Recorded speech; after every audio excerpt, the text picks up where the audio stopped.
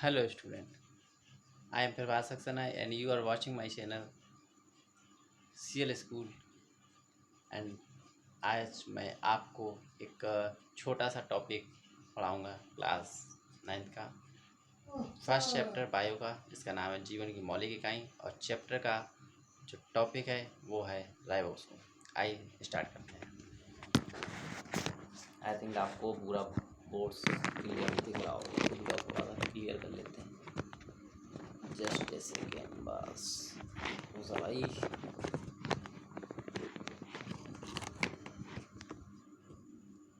I think आपको दिख रहा होगा। राइट, चलिए दिख रहा है, वेरी गुड। चलिए तो बात करते हैं राइबोसोम। राइबोसोम क्या होते हैं? राइबोसोम डमरू की आकृति के होते हैं। राइबोसोम कैसे होते हैं?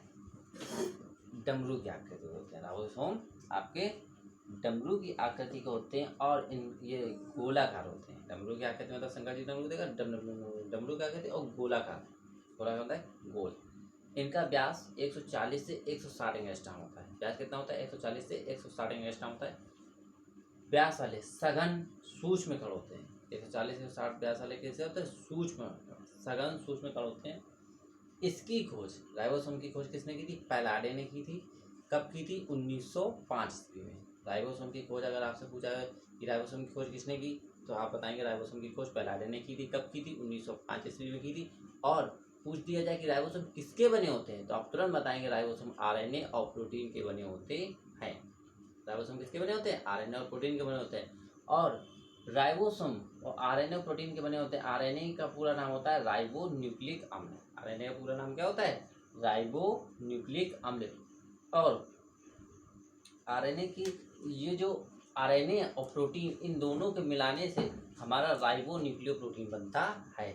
आरएनए और प्रोटीन को मिला देंगे तो हम क्या बोलेंगे? Ribo nucleo protein. ये सभी जीवित कोशिकाओं में राइबोसोम पाए जाते हैं। अब पूछ दिया जाए राइबोसोम कहाँ पाए जाते हैं, तो राइबोसोम सभी जीवित कोशिकाओं में पाए जाते हैं। जितनी भी जीवित कोशिकाएं हैं उन सभी में राइबोसोम पाया जाएगा।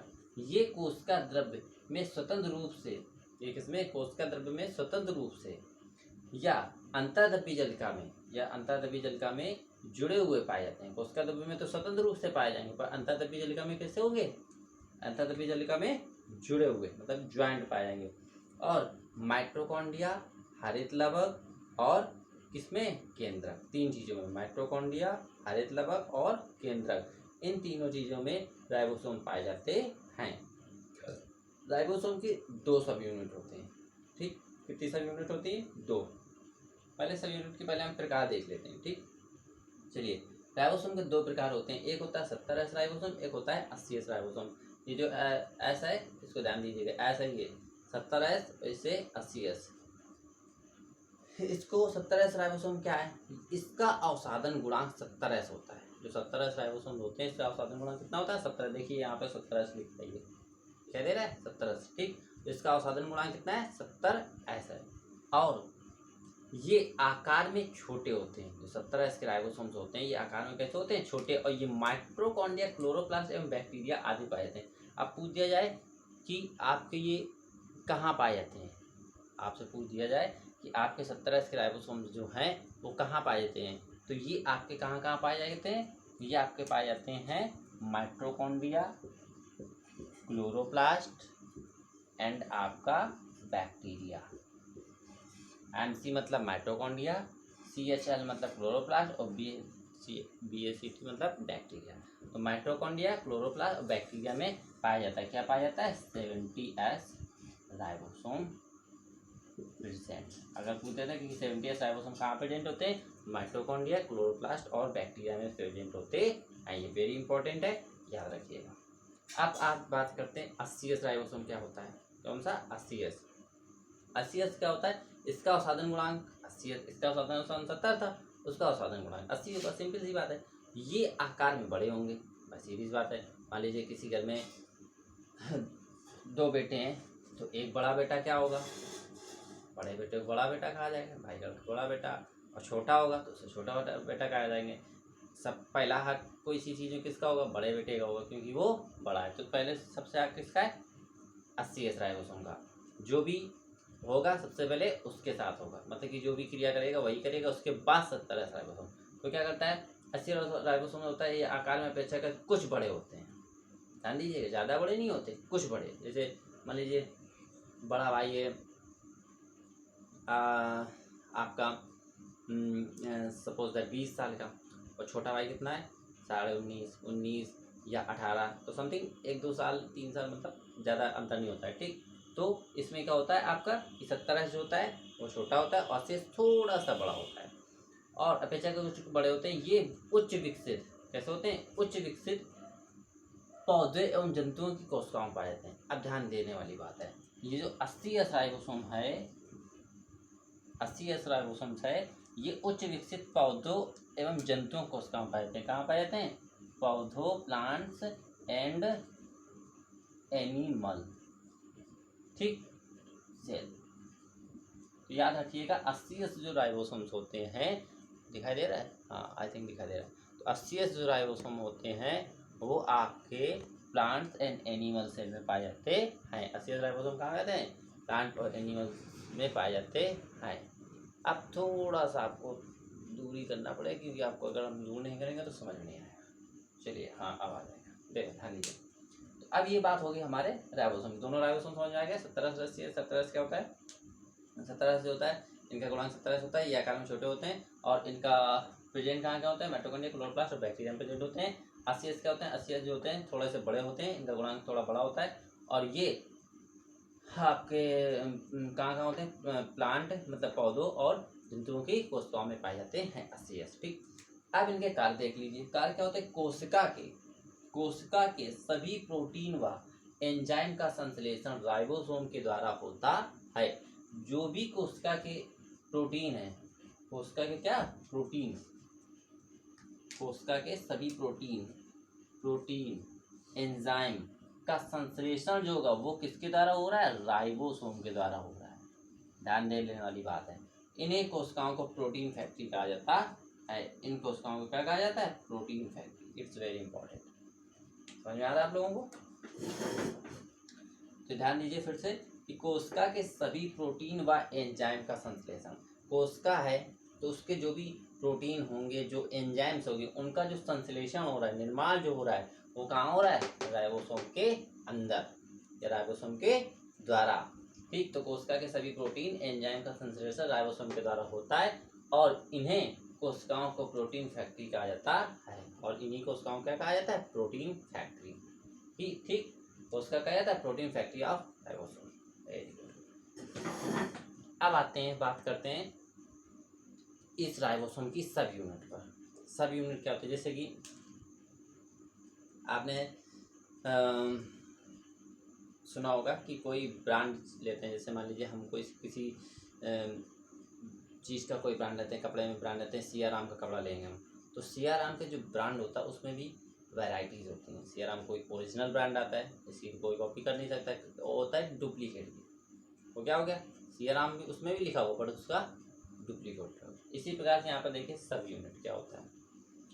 70 राइबोसोम है, 70 राइबोसोम के हमने क्या किया, 2 सब यूनिट बना दिए। एक हो गया 50S, दूसरा हो गया 30S। इसको आप जोड़ना नहीं है, जोड़ दोगे तो 80 हो जाएगा। फिर आपको यहाँ पे सर 70 लिखा है, 70 राइबोसोम है, और यहाँ पर जोड़ने पर जोड़ना नहीं है, इसको डिवाइड किया गया है। कैसे डिवाइड किया गया है, एग्जाम्पल लिख देता हूँ, ध्यान देना।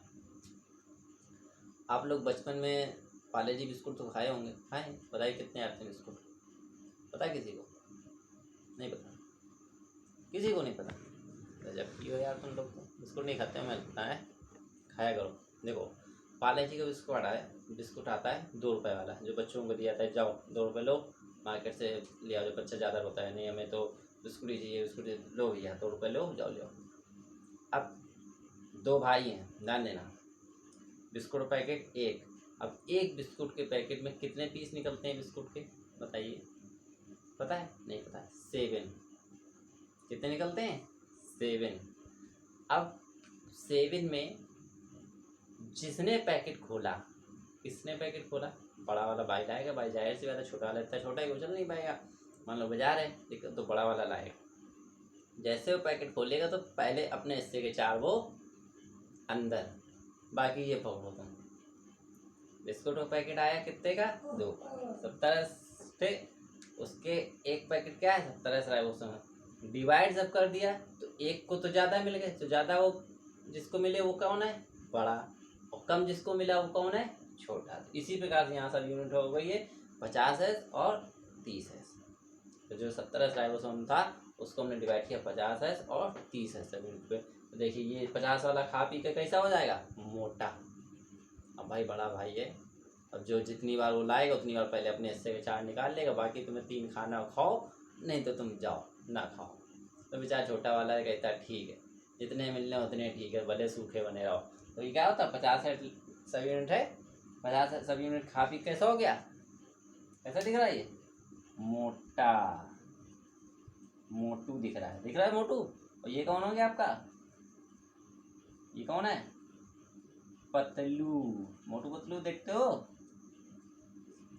देखते हो नहीं देखते हो? मोटू पतलू देखते हो? मोटू कितना समोसा खाता है दिन भर। पतलू मुझे भूख लगी है, समोसे लाओ। जहाँ समोसा दिया था वहीं रुक जाता है। तो दिस इज मोटू, ज़्यादा बिस्कुट खाएगा।